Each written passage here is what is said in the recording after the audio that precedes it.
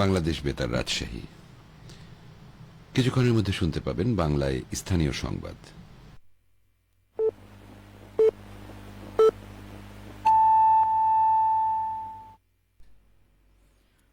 আসসালামু আলাইকুম। সন্ধে ৭টা, বাংলাদেশ বেতার রাজশাহী। স্থানীয় সংবাদ পড়ছি মোহাম্মদ আসাফুদ্দৌলা। রাজশাহী মহানগরীর ঐতিহ্যবাহী ১২৭ বছরের পুরাতন মিরেরচক জামে মসজিদের ৬ তলা বিশিষ্ট নতুন ভবন নির্মাণ কাজের উদ্বোধন করা হয়েছে। আজ সকালে মসজিদ প্রাঙ্গণে মিরেরচক জামে মসজিদ কমিটির আয়োজনে এ উদ্বোধনী অনুষ্ঠানের আয়োজন করা হয়। অনুষ্ঠানে প্রধান অতিথি হিসেবে উপস্থিত ছিলেন ভূমিমন্ত্রী মিজানুর রহমান মিনু। বিশেষ অতিথি হিসেবে উপস্থিত থেকে বক্তব্য দেন রাজশাহী সিটি কর্পোরেশনের প্রশাসক মাহফুজুর রহমান রিটন এবং রাজশাহী জেলা পরিষদের প্রশাসক বীর মুক্তিযোদ্ধা অ্যাডভোকেট এরশাদ আলী ঈশা।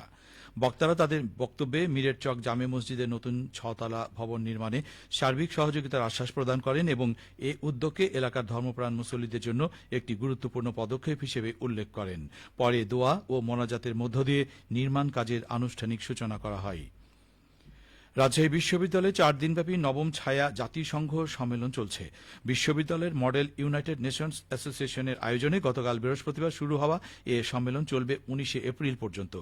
সম্মেলনে দেশ বিদেশের ৫০টিরও বেশি শিক্ষা প্রতিষ্ঠানের ৪ শতাধিক প্রতিনিধি অংশ নিয়েছেন। সম্মেলনের এবারের প্রতিপাদ্য বৈশ্বিক বহুমুখীকরণের প্রেক্ষাপটে ন্যায়সঙ্গত বাজার নীতি কাঠামোর মাধ্যমে অর্থনৈতিক জবাবদিহিতা প্রতিষ্ঠা।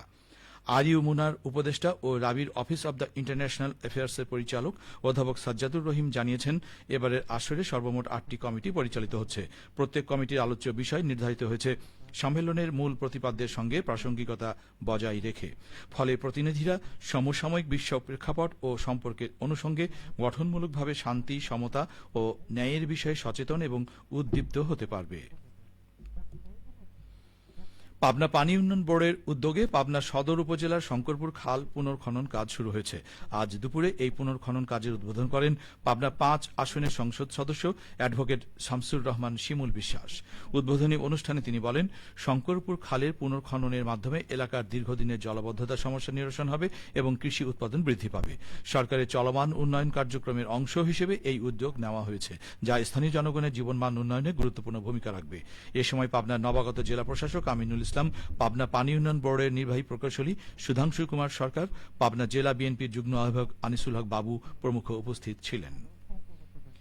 সিরাজগঞ্জে মসজিদের মাইক ব্যবহার করে মিথ্যা প্রচারণা চালিয়ে সাধারণ মানুষের কাছ থেকে অর্থ আদায়ের অভিযোগে সাদ্দাম হোসেন নামে এক স্বাস্থ্যকর্মীকে ২০,০০০ টাকা জরিমানা করা হয়েছে।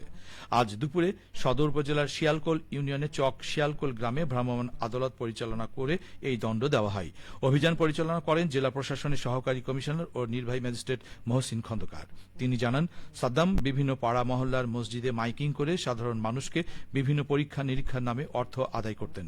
এছাড়া তিনি ১২০০ টাকার চশমা ১৫০ টাকায় বিক্রির লোভ দেখিয়ে ডায়াবেটিস, রক্তচাপ, ওজন ও উচ্চতা পরিমাপের জন্য প্রত্যেকের কাছ থেকে ৩০ টাকা আদায় করতেন। এই ঘটনায় ওই স্বাস্থ্যকর্মীকে জরিমানা ও ভবিষ্যতে এ ধরনের কার্যক্রম থেকে বিরত থাকার জন্য সতর্ক করা হয়।